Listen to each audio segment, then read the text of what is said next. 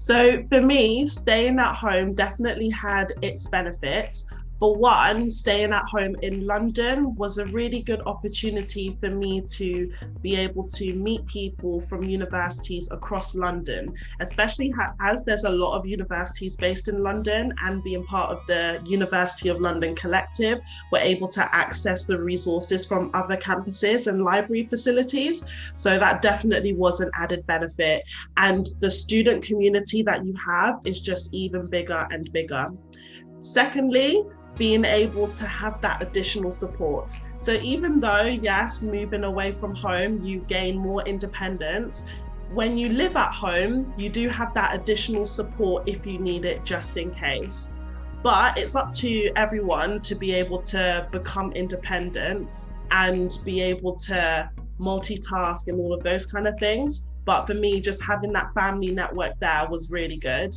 And then lastly, as I am doing a second degree, it has made it easier to save money and to budget as well, just because I have that additional network there to help. So then if I want to continue with any study, if I need to save up money in the future, it has made that a little bit easier to do.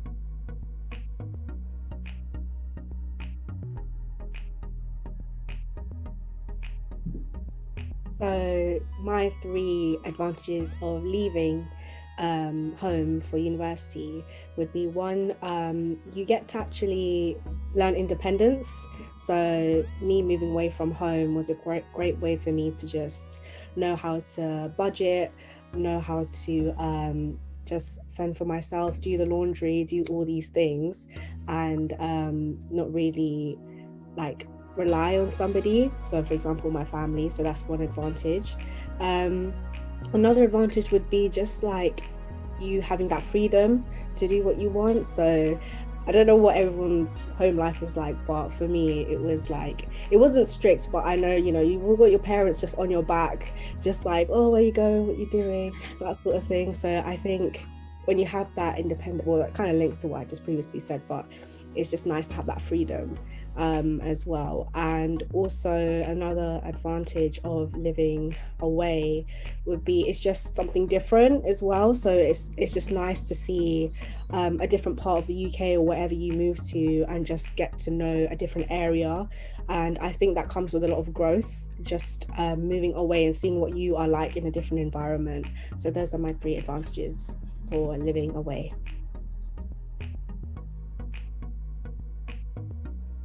So one of the key reasons why I decided to leave London was, well, as I've kind of touched on before, it was to do with the fact that I wanted a chance to learn what it's like to live in a different part of the UK. But one of the defining reasons why I moved to Sussex specifically was because there's a good direct like transport network there. So it's really easy for me to get from Brighton all the way back to London if I wanted to. So my commute from where I am in Brighton all the way back to Croydon is about just like an hour 10 minutes. So I just get on one train, one bus, and I'm home. So either way, even if I was living away, I could come home quite easily. So yeah, so that's basically probably the key reason why I wanted to move as well, just knowing that I could get home if I wanted to. So So, the main reason for me to stay in London and to choose an institution in London was mainly for the diversity. The amount of cultures and types of people that exist within the city of London is incredible. And especially for the course that I'm doing, being able to meet people from all walks of life and all backgrounds is definitely something that is important for me to do well in, and to be able to engage with people from a variety of demographics. So yeah, I definitely say that the diversity and the multicultural nature of London was a standpoint for me.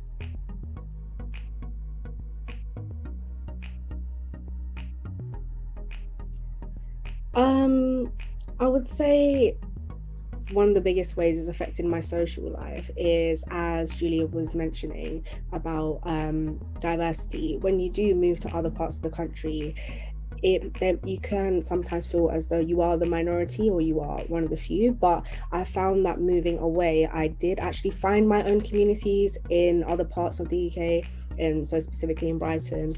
And it's been really great because you get to like bond over, for example, like being from London, there's a lot of Londoners down here, so that's one thing. Or if you're of the same race or the same ethnicity or whatever it may be, so that cultural bond, I feel like I was still able to find wherever I was moving to. So I think it affected my social life in a positive way, because it's not just about meeting people that are of my similar background, but I was able to get to know a variety of different people that came from all over the country, all over the world. And it's been really great in just sort of like, I guess, just trying to bond with people that you never thought you'd really bond with. So yeah, it's definitely made my social life like really exciting and really good.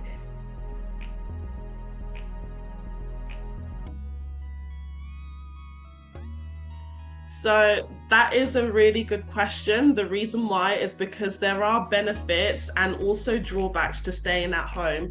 So what I found the main benefit is, especially staying at home in London, is the fact that a lot of society events, sports clubs, volunteering activities, they take place with really big organizations and even in quite elaborate buildings. So for example, Imperial College, they have their graduation events in the Royal Albert Hall. And it's one of the rare things to be able to say that someone can graduate in the Royal Albert Hall. So the venues and the locations are amazing. But then one of the main drawbacks I have found is the whole idea of commuting. And because of that, you do have to plan your time accordingly and quite well, especially if you need to make sure that you don't miss that last train, or if you are really able to night bus it back home. So you need to make sure you plan your time well. And I always recommend to make sure that you have travel buddies, because it makes the journey even better. And also, you can't avoid the mishaps of transport for London. Some days are great, some days not so great. So it's all about trying to plan your time as well. So even though, yes, there could be those difficulties surrounding transport and travel, I think that the opportunities available in terms of social life, nightlife, different activities, it balances out a bit.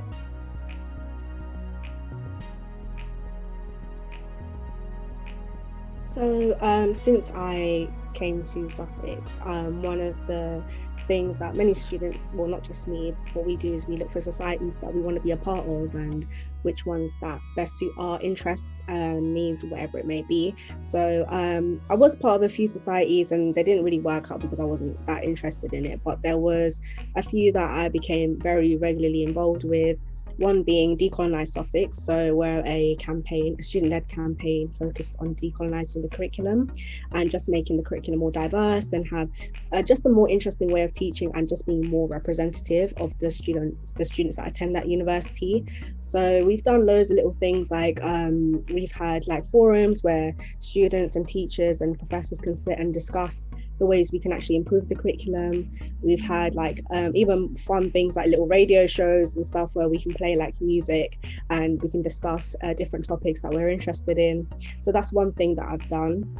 And then later on, I went on to actually be on the committee for a different, smaller society called I Too Am Sussex, which is basically a discussion group where minorities at the universities can come together and we just talk about different issues of the day, or just whatever we want really. But it was meant to ideally be just a safe space, so we can talk about some of the things that we were experiencing, some of the discomforts, or even the good things that were happening.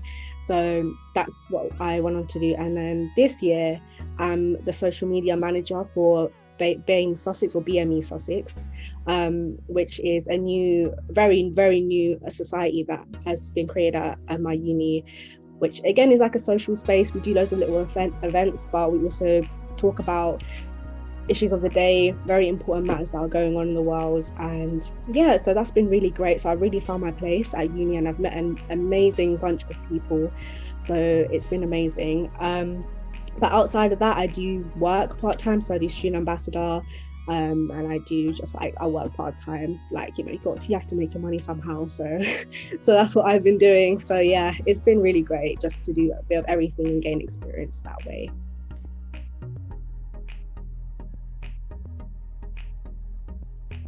So I've been involved with quite a few different types of extracurricular groups, from societies, sports groups, volunteering, and even beyond. So in terms of societies, what's quite nice, and this is standard for all universities, is that you have a different type of society. So you can have cultural, academic, and other fun things too. So at my university, there's quite random societies such as the Lego Society and the Bacon Society, which are quite nice to get involved with. But I got involved with the African and Caribbean Society, and I've been the president of that society too. And there are a lot of different cultural groups, and it's nice to be able to find, a type of family and a community that you can relate to and relate with. So then you can celebrate different events and occasions together. I also did some volunteering for St. John Ambulance, and as a medical student, it's quite nice to be able to do volunteering, which is on first aid, and be able to contribute to the community in that way. And then also in terms of sports, I have been on the netball team for quite a few years.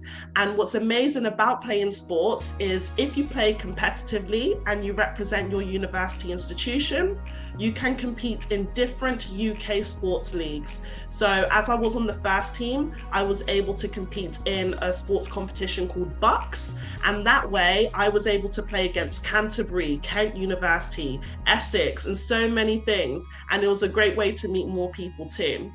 And then similar to Mina, I was also able to be a student representative. So I was formerly the BAME rep, so Black, Asian, Minority, Ethnic representative. And I was also vice president of my students association. And that way I was able to advocate and represent students throughout the student community as best as I could, to ensure that their voices were heard and to ensure that all of the issues raised could be met and resolved however they could be resolved. So what's really cool about the Students' Union is in general is the fact that you have so many opportunities to choose from. And like Mina as well, being a student ambassador and being able to earn some money on the side whilst helping prospective students or doing outreach projects is a really good way to give back to the student community.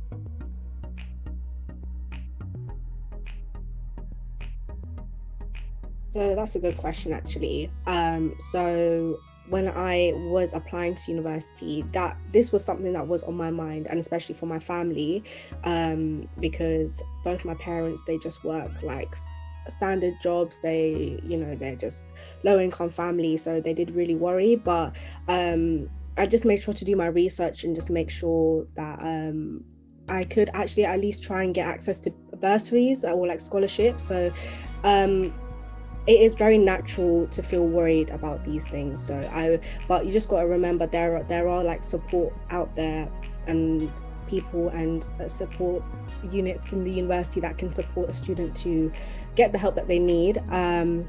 So with student finance, if you are from a low socioeconomic family, you do usually get like the higher threshold for your student finance. So that's something you can bear in mind.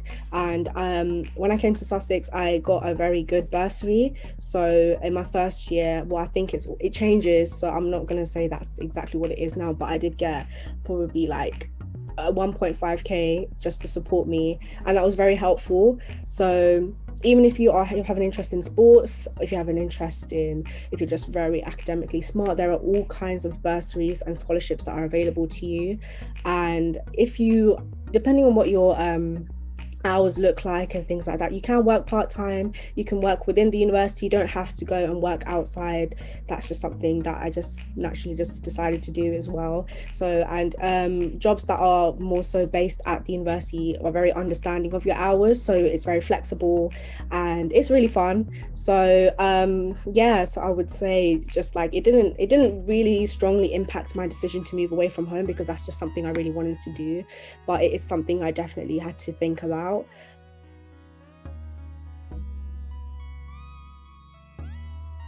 So the main reason that I decided to stay home was because I found that I would be able to save a bit more money, especially living in my family house.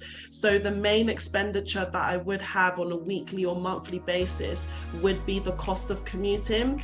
even though London can be a little bit pricey, what I always recommend and what I do is I use a student travel card and student Oyster card, or I use the 16 to 25 rail card, and that way you can get discounts on the full price of adult travel on TfL and other lines.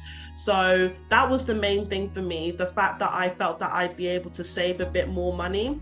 And also within London, there are a lot of job opportunities available, similar to MENA in terms of there being jobs within the university and students' union, and there are flexible hours, but also because London is so heavy in terms of different organizations and retails and other things like hospitality, tutoring companies, so many things, I found that there was a lot of opportunities available. So now, even amidst the pandemic, I'm still able to work online, and I'm still able to be a virtual tutor and a virtual mentor, and also support prospective students with any queries that they have through this platform called UniBuddy. And that is also one of the roles that I have as a student ambassador. So I found that there were a lot of opportunities available within London, and that being able to stay at home, it meant that my savings account was even happier for me personally.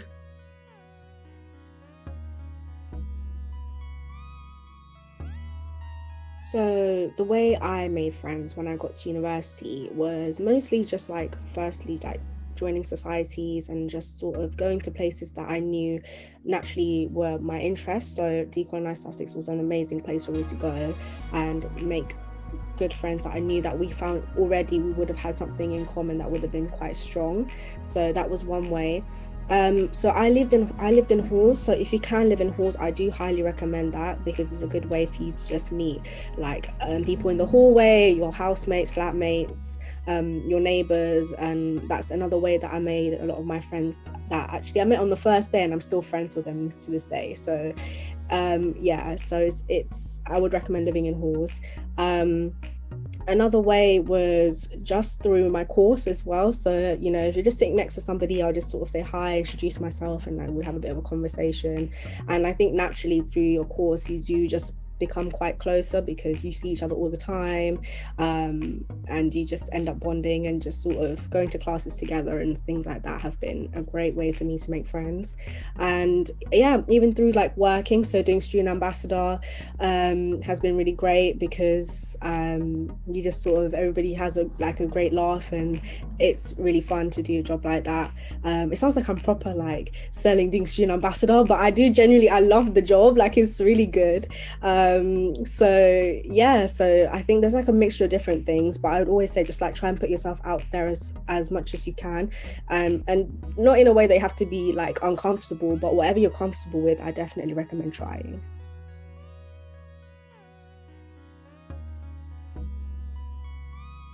So being able to stay at home and making friends within my first year of university, I found, similar to MENA, that all of the different activities and events that the Students' Union and the university, and even the induction week within your course, really helped.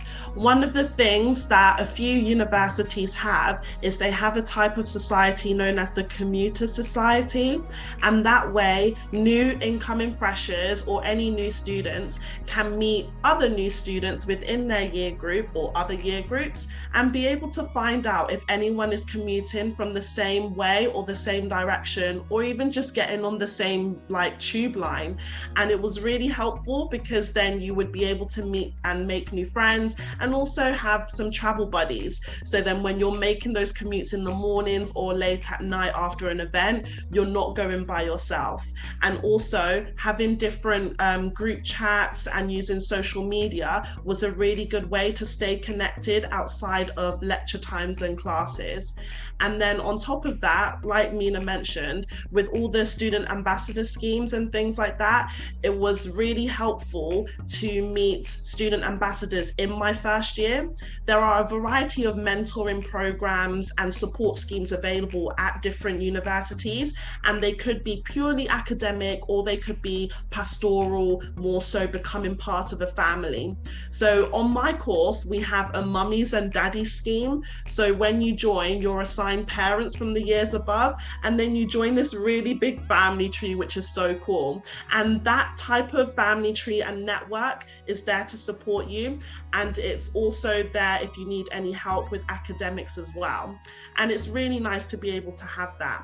And then also I want to add about having a tutor. So in first year, you should be assigned a tutor, and that way you're able to meet an academic or a professor on your course or in your department, and they're also there to help you too. They can point you in the directions of, good societies that they know of, because professors and academics and any staff at university, they also engage with student union events and university events to varying degrees.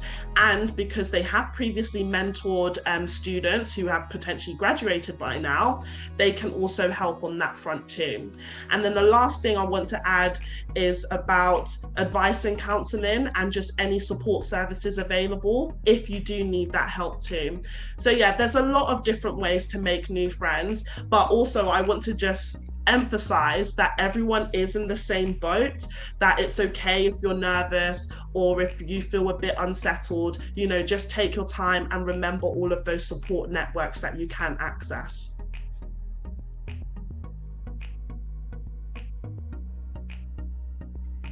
So if you are someone that is very concerned about meeting someone that looks like you, is like you, comes from a similar background, I would say don't feel as though you won't meet someone like you or is of a similar background to you, because the chances are you probably will. Even if it's just one person, even if it's several people, there is someone that is similar to you. And I completely understand, as someone that is from London, that is so used to the diversity, the multiculturalism, that this is a huge step to go into a space that you might become the only one, but you being present in that space will make a huge difference in a way you don't even realize. Your opinions and your values and everything, it is very important to bringing about change. Or even if it is more so socially meeting someone else like you, there is someone that is going to back you and be there for you, and you will find your community. So I would say wherever you go, there is someone there for you. So yeah, that's my one bit of advice.